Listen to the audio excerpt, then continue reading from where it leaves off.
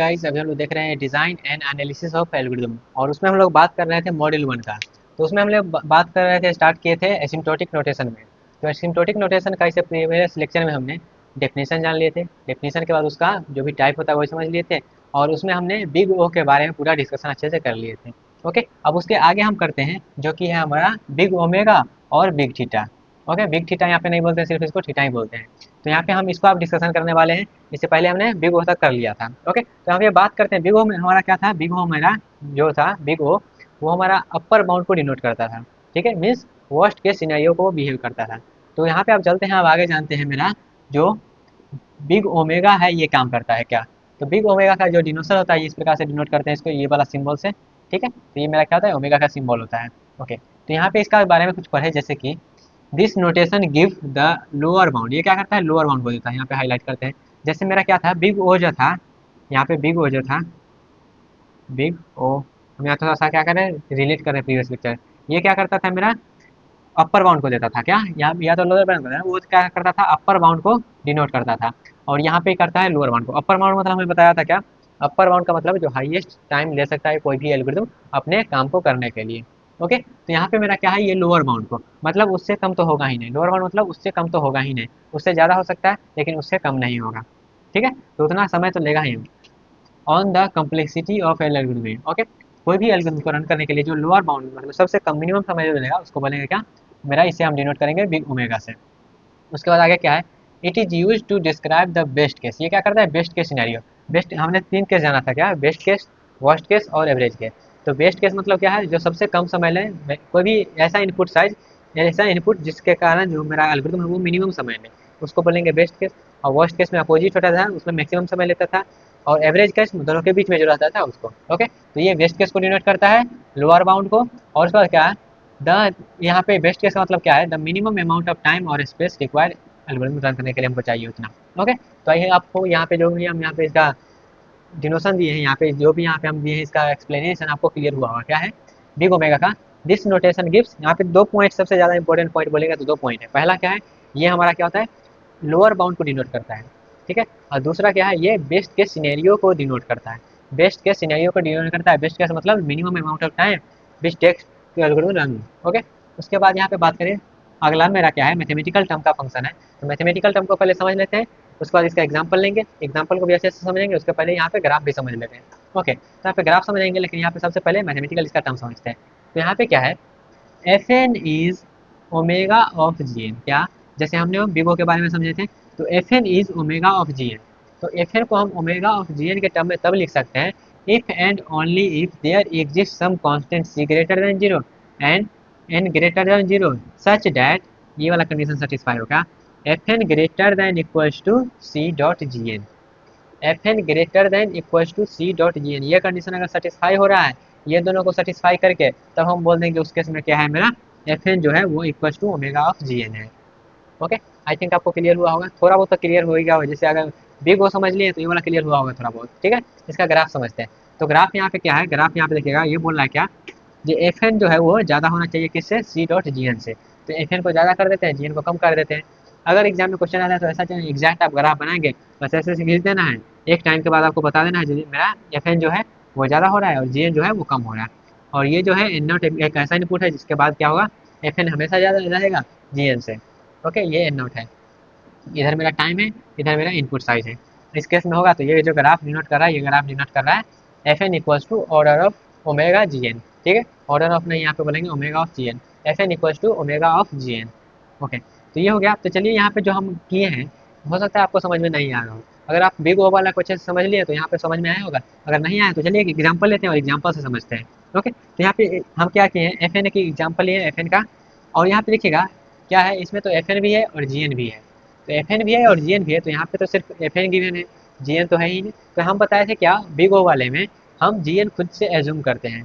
तो चलिए यहाँ पर भी खुद से एज्यूम करते हैं, और एज्यूम ऐसा करना है जो उसके क्या हो, क्लोजेस्ट हो। ऐसा नहीं चाहिए मेरा 1 है तो हम वहाँ पे 100 कर दें, 100 का गैप करके, मतलब क्लोजेस्ट रहना चाहिए। जैसे यहाँ पे एन है तो एन स्क्वायर तक चल सकता है, एन क्यू तक चल सकता है। अब ऐसा नहीं, यहाँ पे एन है तो एन के पावर हम 10 ले लेंगे, वैसा नहीं करना है, क्लोजेस्ट लेके चलना है ताकि आपको वहाँ पे एनालाइज करने में ईजी पड़े। ओके, तो यहाँ पे मेरा क्या है, 1 प्लस एन स्क्वायर। तो यहाँ पे हमको क्या करना है, जी एन यहाँ पे जी एन एज्यूम करना है, और जी एम ऐसा एज्यूम करना है जो कि क्लोजेस्ट हो। तो क्लोजेस्ट हो तो चलिए यहाँ पे जैसे मान लेते हैं ये फंक्शन है, तो यहाँ पे जरूरी नहीं हम कितना भी लेना है, यहाँ पे इससे छोटा लेना है ना, इससे छोटा लेना है, क्योंकि यहाँ पे क्या होना चाहिए, मेरा जी एन जो है वो छोटा होना चाहिए, ये वाला कंडीशन सेटिस्फाई होना चाहिए, ये वाला कंडीशन सेटिस्फाई होगा तभी हम बोल सकते हैं इसको ओमेगा ऑफ जी एन के टर्म में इसको हम लिख सकते हैं। ओके, तो ये कंडीशन सेटिस्फाई होने के लिए क्या होना चाहिए, यहाँ पे जी एन जो है वो क्या होना चाहिए, छोटा होना चाहिए। तो यहाँ पे जी एन छोटा होना चाहिए, तो इसे हम बोल सकते हैं क्या, यहाँ पे 1 मान लो, कह सकते हैं फंक्शन ऐसा ले लो, ऐसे ले लो जो क्या, जी एन इक्वल टू 1 ले लो, इससे तो छोटा ही है ना, यहाँ पे इतना टर्म है, यहाँ पे 1 है, छोटा है, ठीक है। उसके बाद ऐसा जरूरी नहीं 1 ही ले, अगला कहिएगा क्या, ऐसा एन ले लेते हैं, एन जो है इससे छोटा ही है, क्योंकि यहाँ पे एन स्क्वायर वाला टर्म भी है, 1 भी है साथ में, तो इसको भी ले सकते हैं। अब अगला इधर से आइएगा, कहिएगा क्या, एन स्क्वायर ले लेते हैं, ठीक है, एन स्क्वायर भी क्या है, इससे छोटा ही है, तो कोई भी फंक्शन ले सकते हैं यहाँ पे, ऐसा फंक्शन लेना है जो इससे क्या हो, छोटा हो और क्लोजेस्ट हो। ओके, तो यहाँ पे क्लोजेस्ट का बात करें तो यहाँ पे 1 देखिएगा, इससे इसका क्या, इससे क्लोजेस्ट है क्या, तो यहाँ पे 1 भी क्या है, 1 भी इस कंडीशन को सेटिस्फाई कर रहा है, 1 भी इस कंडीशन को सेटिस्फाई कर रहा है। 1 को हम ऐसे नहीं लिख सकते हैं 1 डॉट ऑन नहीं सकते हैं, अगर इसको हम ऐसे नहीं लिख सकते हैं 1 डॉट एन, इसको हम ऐसे नहीं लिख सकते हैं 1 डॉट एन स्क्वायर, लिख सकते हैं। और यहाँ पे क्या है, मेरा जो सी जो होना चाहिए यहाँ पे ग्रेटर देन जीरो होना चाहिए, कंडीशन क्या है, सी ग्रेटर देन जीरो होना चाहिए, ग्रेटर देन जीरो मतलब 1 भी होता है, तो इसको ये जो हम लिखे हैं इसको ऐसे ना बोल सकते हैं, ये जो हमारा सी है और ये जो हो गया जी एन हो गया, ये जितना भी टर्म है 1 वाला सब मेरा क्या हो गया, सी हो गया, और जितना भी टर्म है ये इधर वाला क्या हो गया, जी एन हो गया, ठीक है। अब यहाँ पे कहिएगा क्या, 1 dot N square N cube ले लेते हैं, तो एन क्यू लीजिएगा तो इससे तो ज़्यादा ही हो जाएगा, वो हर एक इनपुट के लिए सेटिस्फाई करना चाहिए, ऐसा नहीं जो यहाँ पे हम एक इनपुट ले लेते उसके केस में यहाँ पे ये छोटा हो जाएगा तो कहेंगे छोटा हो गया, नहीं, हर एक इनपुट के लिए सेटिस्फाई करना चाहिए। तो इतना जब हम फंक्शन लिए ये सब फंक्शन कितना भी आप इनपुट ले लीजिए, कैसा भी इनपुट ले लीजिए, ये सब फंक्शन हमेशा छोटा रहेगा इससे, हमेशा मतलब हमेशा, हमेशा छोटा रहेगा इस फंक्शन से, तो ये सब फंक्शन वैलिड है, वैलिड है। तो यहाँ पे देखिएगा, कहेंगे हम ये वाला क्यों नहीं लेंगे, हम ऐसे क्यों नहीं बोल सकते ये जो है, ऐसे नहीं बोल सकते हैं जो क्या मेरा ओमेगा ऑफ जी एन के टर्म में, इसको हम क्यों नहीं बोल सकते हैं इसको, या फिर इसको हम क्यों नहीं बोल सकते ओमेगा ऑफ जी एन, या फिर इसको हम क्यों नहीं बोल सकते ओमेगा ऑफ जी एन, इस प्रकार से क्यों नहीं बोल सकते हैं, क्योंकि यहाँ इससे पहले हम एक पॉइंट आपको लिखाए थे क्या, हम जब भी फंक्शन एज्यूम करेंगे तो वो क्लोजेस्ट होना चाहिए गिवन फंक्शन से, तो गिवन फंक्शन मेरा ये है, और इसके क्लोजेस्ट कौन सा है इसमें, तो इसके क्लोजेस्ट आप देखिएगा तो इसका क्लोजेस्ट मेरा एन स्क्वायर आ रहा है, तो इसलिए हम नहीं कहेंगे जी यहाँ पे मेरा ओमेगा ऑफ 1 टाइम लेगा, ऐसा नहीं कहेंगे, यहाँ पे ऐसे नहीं कहेंगे ओमेगा ऑफ एन टाइम लेगा, यहाँ पे ऐसे नहीं, यहाँ पे हम कहेंगे क्या, क्लोजेस्ट मेरा क्या है, एन स्क्वायर है, तो यहाँ पे हम कहेंगे ओमेगा ऑफ एन स्क्वायर समय ले रहा है, क्योंकि यहाँ पे देखिएगा ये सब कंडीशन सेटिस्फाई हो रहा है, यहाँ पे सी बोला गया है ग्रेटर देन जीरो होना चाहिए, तो सी ग्रेटर देन जीरो है, सबके लिए यहाँ पे बात करें एक के लिए नहीं। और यहाँ पे क्या है, उसके बाद सी डॉट जी एन होना चाहिए, तो जी एन भी है, तो यहाँ पे डॉट लगा दिए हैं, तो यहाँ पे इसको वैसे बोल सकते हैं क्या, उसके बाद ऐसे हो ये सब हो जाएगा तो क्या बोलेंगे, F N equals to omega of G N, तो ओमेगा ऑफ जी एन कहने का मतलब क्या है, यहाँ पे F N equals to omega of G N, क्या क्या हो सकता है, जी एन यहाँ पे क्या है मेरा, जी एन 1 है, जी एन एन है, जी एन एन स्क्वायर है, तो लेकिन बेस्ट कौन सा है, बेस्ट मेरा एन स्क्वायर है, यहाँ पे बोलेंगे क्या, एन स्क्वायर। तो इस तरीका से आप क्या कर सकते हैं, इसको प्रूव कर सकते हैं, जब मेरा ये जो मैथमेटिकल यहाँ पे डिफिनीशन लिखा गया है बिग ओमेगा का, उसको यहाँ पे हम रिप्रेजेंट किए हैं एग्जाम्पल के हेल्प से, ठीक है। ये भी आपको समझ में आ गया कि हम क्लोजेस्ट क्यों ले रहे हैं, तो क्लोजेस्ट इसलिए ले रहे हैं ताकि यहाँ पे उसको बेस्ट कंडीशन में वहाँ पे क्या हो, वैसे सेटिस्फाई कर पाए, हमको एनालाइज करने में थोड़ा सा ईजी हो। ओके, ये हो गया। उसके बाद यहाँ पे देखिएगा थोड़ा सा, ये मेरा क्या है, जी एन आ गया, ये मेरा सी आ गया, इस प्रकार से। अब यहाँ पे एक चीज़ हम और बोले क्या, जरूरी नहीं यहाँ पे हम सिर्फ यही फंक्शन ले, कोई और फंक्शन भी आप ले सकते हैं, कोई और फंक्शन, जैसे कि यहाँ पे हम इस प्रकार से भी ले सकते थे, 1 + n भी ले सकते थे, तो 1 + n लिखिएगा, लेकिन इसका बेस्ट क्लोजेस्ट कौन होगा, तो आप कहिएगा क्या, यहाँ पर अगर हम n + n² ले लेंगे तो ये भी बेस्ट क्लोजेस्ट है, तो हाँ ये बेस्ट क्लोजेस्ट है, यहाँ से क्या करिएगा, n कॉमन लीजिएगा तो 1 + n आ जाएगा, ठीक है। तो इस प्रकार से आप कैसे भी कुछ वहाँ पे परमुटेशन लगा के, कम्बिनेशन लगा के आप सी डॉट जी एन के फॉर्म में ले आइए, और वो जो ये जो होना चाहिए वो छोटा होना चाहिए उससे, तो ये जब छोटा हो जाएगा तब हम बोल सकते हैं ये वाला कंडीशन सेटिस्फाई कर जाएगा, तब हम बोलेंगे क्या, ये वाला कंडीशन फॉलो करना चाहिए, जो कि है F N equals to omega of G N, ठीक है। और जी एन यहाँ पे मेरा एन स्क्वायर है, तो यहाँ पे हम तीन तीन एग्जाम्पल ले लिए हैं, जो ये भी होगा, ये भी होगा, ये भी होगा, सभी, ऐसा नहीं है जो गलत है, होगा सभी, लेकिन बेस्ट जो होगा, बेस्ट क्लोजेस्ट मेरा ये होगा, बेस्ट क्लोजेस्ट ये होगा। ओके, आई होप आपको समझ में आया होगा।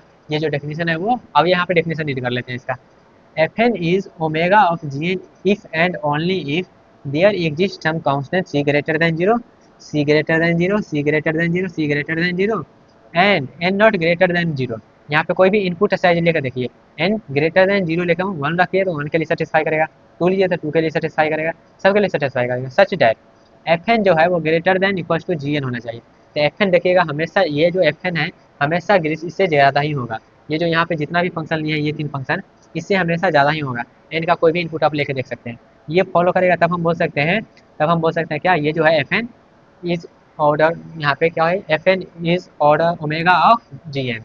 ठीक है, ये मेरा हो गया। लेकिन यहाँ पे बाई डिफ़ॉल्ट हम जब भी बात करते हैं वो करते हैं ऑर्डर ऑफ, मतलब यहाँ पे बिग ओ का जब भी हम बात करेंगे तो बिग ओ का बात करेंगे। क्योंकि यहाँ पे क्या होता है, क्योंकि हमको जब भी एल्गोरिथम फाइंड करना होता है उसका हम देखते हैं वर्स्ट केस में कितना टाइम लगेगा। ये नहीं देखेंगे कि मिनिमम कितना समय लगेगा, तो वहाँ पे देखेंगे मैक्सिमम कितना समय लग सकता है। तो वहाँ पे जब भी हम बात करते हैं ऑर्डर ऑफ बात करते हैं, तो इसलिए यहाँ पे ऑर्डर ऑफ बोलने का हमको आदत लगा है, तो कभी कभी हम बिग ओमेगा की जगह पर ऑर्डर भी बोल दे रहे हैं। ठीक है, तो इसको यहाँ पे आपको ऑर्डर ऑफ नहीं समझना है, यहाँ पे आपको बिग ओमेगा समझना है। ओके, तो बिग ओमेगा वाला आपको क्लियर हो गया होगा। बिग ओमेगा का नोटेशन समझ में आ गया होगा, इसका डेफिनेशन समझ में आ गया होगा, इसका मैथमेटिकल जो डेफिनेशन है ये समझ में आ गया होगा। आफ्टर द एग्जाम्पल, एग्जाम्पल लेने के बाद ये आपको अच्छे से क्लियर हो गया होगा। और यहाँ पे मेरा क्या है, इसका ग्राफ है, तो यहाँ पे देखिएगा एफ एन क्या है, ज़्यादा है किससे, जी एन से। यहाँ पे ऐसे भी लिख सकते हैं क्या, सी डॉट जी एन भी लिख सकते हैं, क्योंकि ये दोनों से क्या है वो बड़ा हो रहा है हमेशा कोई भी इनपुट के बाद वो।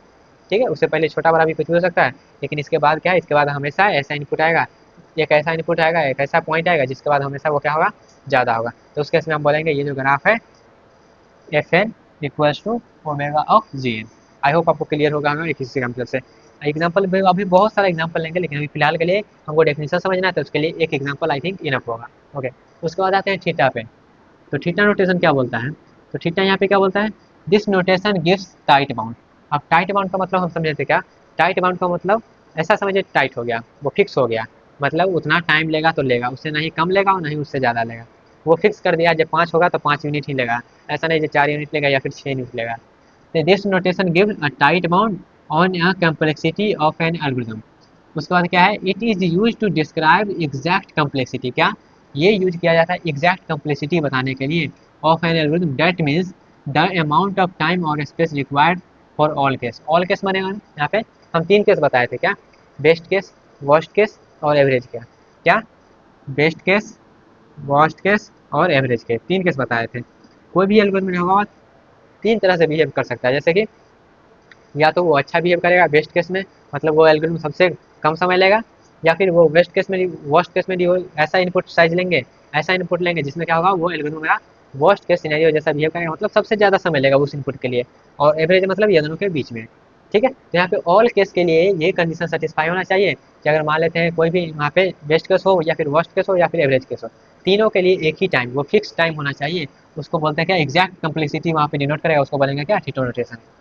ठीक है, एक बार और रीड कर लेते हैं। This notation gives tight bound, tight bound denote करता है on complexity algorithm use to describe the exact complexity of an algorithm, that means amount of time और स्पेस रिक्वायर्ड ऑल केस।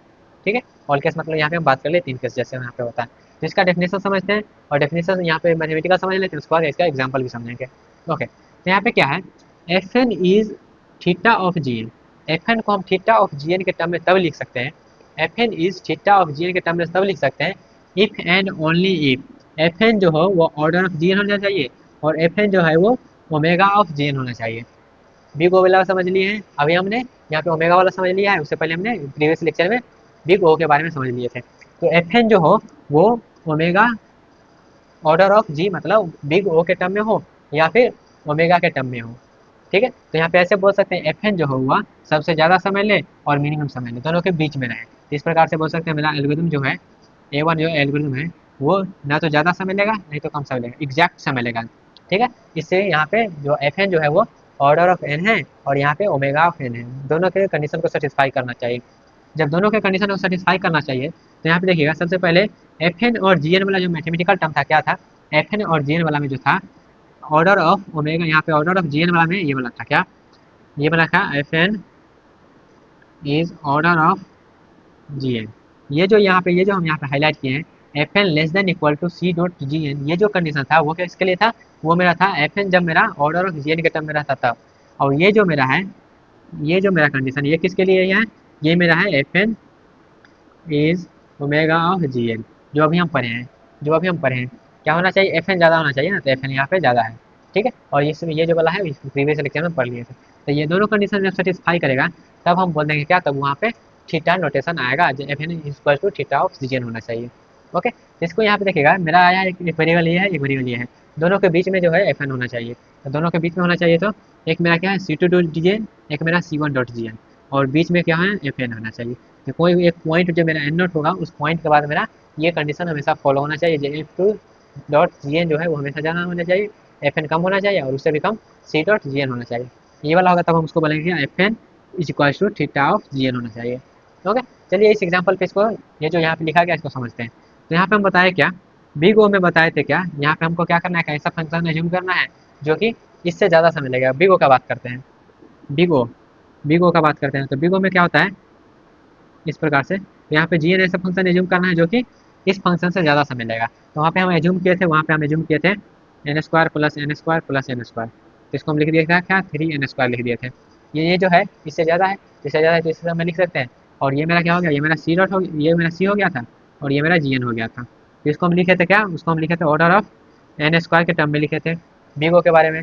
लेकिन अभी हम यहाँ पे सीखे हैं क्या, अभी हम सीखे हैं इसका ओमेगा, बिग ओमेगा वाला नोटेशन में क्या, बिग ओ नोटेशन में सीखे हैं इसका क्लोजेस्ट वाला कौन सा आ रहा है, इसका क्लोजेस्ट वाला ये आ रहा है। इसको हम ऐसे लिख सकते हैं कि 1.n² लिख सकते हैं, 1.n² लिख सकते हैं। ये मेरा क्या हो गया, ये मेरा सी हो गया, ये मेरा क्या हो गया जी एन हो गया, और जी एन हो गया। तो ये क्या है, इससे छोटा ही है, तो इसको हम इस प्रकार से लिखते हैं ओमेगा ऑफ जी एन, मतलब ओमेगा ऑफ एन स्क्वायर लिख सकते हैं, क्योंकि इससे तो क्या है छोटा है। तो यहाँ पे देखिएगा मेरा ये क्या आ रहा है, ये मेरा आ रहा है ऑर्डर ऑफ एन स्क्वायर, ये मेरा आ रहा है ओमेगा ऑफ एन स्क्वायर, दोनों क्या आ रहा है एग्जैक्ट आ रहा है। मतलब ये अपर केस के लिए भी ये आ रहा है और लोअर केस के लिए भी ये आ रहा है। मतलब यहाँ पे अपर बाउंड और लोअर बाउंड के लिए दोनों जब सेम आ रहा है तो इसको हम बोल सकते हैं ये जो है और थीटा ऑफ जी एन या फिर थीटा ऑफ एन स्क्वायर, इस प्रकार से बोल सकते हैं। जब मेरा क्या होगा order of N square same है, omega of N square same है, तो यहाँ पे इसको बोल सकते हैं थीटा ऑफ एन स्क्वायर भी सेम होगा। ठीक है, इस प्रकार से इसको हम एनालाइज करते हैं। ओके, आई होप आपको समझ में आया होगा। जब दोनों सेम है, बिग ओ भी सेम है, बिग ओमेगा भी सेम, तो हम आपको बोल देंगे थीटा भी सेम होगा। ओके, आई होप आपको क्लियर हुआ होगा। अभी हम क्या किए हैं, अभी बिग ओमेगा और थीटा का डिस्कशन किए हैं, जिसमें हम पहले इसका डेफिनेशन समझ लिए हैं, डेफिनेशन के बाद इसका मैथमेटिकल टर्म समझ लिए हैं, मैथमेटिकल टर्म समझने के बाद इसका हम ग्राफ समझ लिए हैं, ग्राफ के बाद उसका हम एग्जाम्पल से हम मैथमेटिकल टर्म जो था उसको हम यहाँ पे डिफाइन किए हैं। उसके बाद थीटा में हम इसका डेफिनेशन समझ लिए हैं, डेफिनेशन के बाद यहाँ पे इसका ग्राफ समझे, ग्राफ के बाद ग्राफ हो गया मेरा, उसके बाद यहाँ पे मैथमेटिकल डेफिनेशन समझे, मैथमेटिकल डेफिनेशन के बाद यहाँ पे इस एग्जाम्पल से मैथमेटिकल डेफिनेशन को वेरीफाई कर लिए हैं, और ये जो कंडीशन है इस कंडीशन का क्या मतलब है वो समझ लिए हैं, और यहाँ पे theta of G, theta of N square हम कैसे लिखे हैं वो समझ लिए हैं। आई होप आपको क्लियर हुआ होगा। तो यहाँ पे जो मेरा एसिम्प्टोटिक नोटेशन का आधा पार्ट क्लियर हो जाता है। जैसे यहाँ पे क्या क्या कर लिए हम, बिग बिग ओ कर लिए, बिग ओमेगा कर लिए, अब यहाँ पे हम थीटा नोटेशन भी कर लिए। यहाँ पे तीन चीज़ हो गया। अब ये तो मेरा बिग नोटेशन वाला था, दो सेक्शन में था क्या, एक बिग नोटेशन था एक स्मॉल नोटेशन था। तो बिग वाला क्लियर हो गया, बिग वाला सारा हम डिस्कशन कर लिए, उसका डेफिनेशन, उसका एग्जाम्पल, उसका ग्राफ, सब कुछ। ठीक है, अब यहाँ पे एग्जाम्पल अभी और लेंगे, ऐसा नहीं एग्जाम्पल छोड़ देंगे, एग्जाम्पल अभी बहुत सारा एग्जाम्पल आएगा, आपको अच्छे से प्रैक्टिस करवाया जाएगा। ठीक है, अब यहाँ पे बच जाता है मेरा क्या, स्मॉल या फिर लिटिल नोटेशन। तो स्मॉल में क्या था मेरा, स्मॉल ओ और स्मॉल ओमेगा। तो ये नोटेशन को भी हम समझ लेंगे अपने अगले लेक्चर में, और उसके बाद हम सिर्फ एग्जाम्पल करेंगे, और उसके बाद जब मेरा एग्जाम्पल इसमें हम पूरा ग्रिप बना लेंगे तब वहाँ पे हम आगे वाले टॉपिक को डिस्कस करेंगे। ओके, आई होप आपको समझ में आया होगा ये चीज़, लेकिन फिर भी कहीं पे डाउट लग रहा है तो वहाँ पे आप कमेंट बॉक्स में पूछ सकते हैं। मिलते हैं आज अपने अगले सेक्शन में, तब तक के लिए bye, take care, all the best.